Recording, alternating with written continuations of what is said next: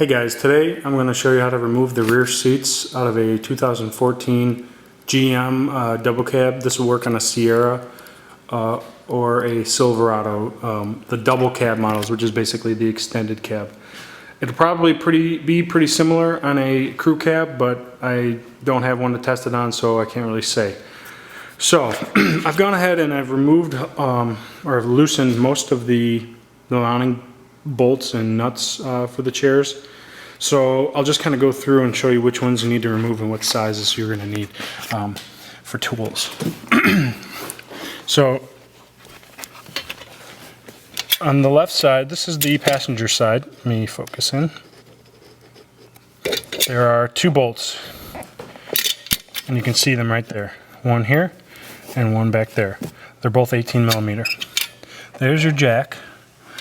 Then in the middle of the back seat, there's another bolt way back there, also 18 millimeter. And then there's also a bolt right here, if you can see that, right there, also 18 millimeter.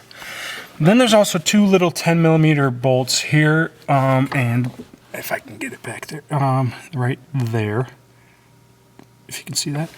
And I'm pretty sure, since these are a split style seat, you can see there's two basically folding seats. This holds the two brackets together. So I loosen them just to make it easier to get them out.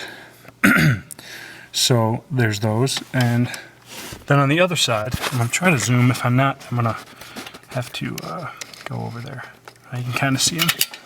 Yeah. On the driver's side, there's those two bolts there and there. And those are both 18 millimeters as well. Now, I've also loosened the seat belt for the middle passenger, just because I think it's going to be easier to get the seat out instead of having to get the seat belt around the seat. So I loosened that. That is also 18 millimeter. So this is your stud for your jacking equipment, which is right there. Okay, so yeah, all those bolts were the ones you needed.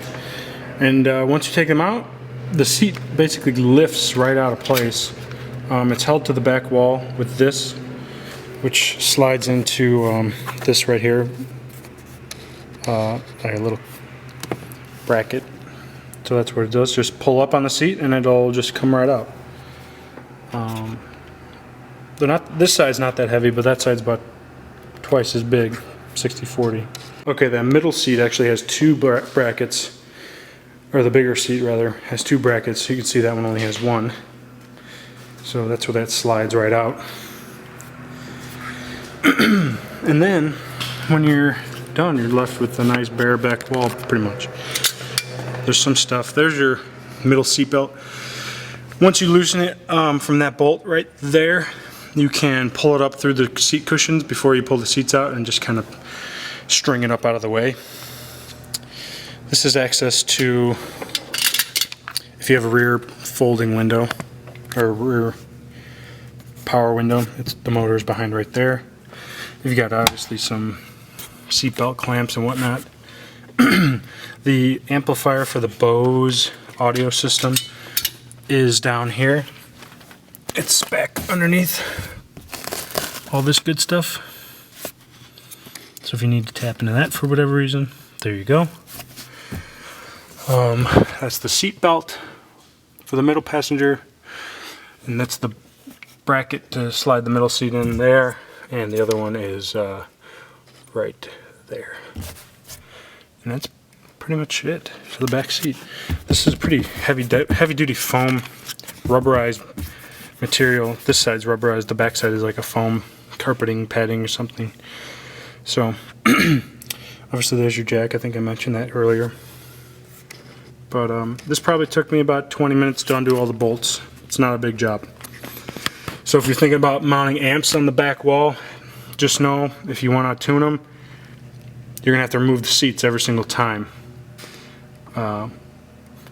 Because I don't know any other way to get to the back wall other than removing the seats. So that's it. Thanks for watching, guys.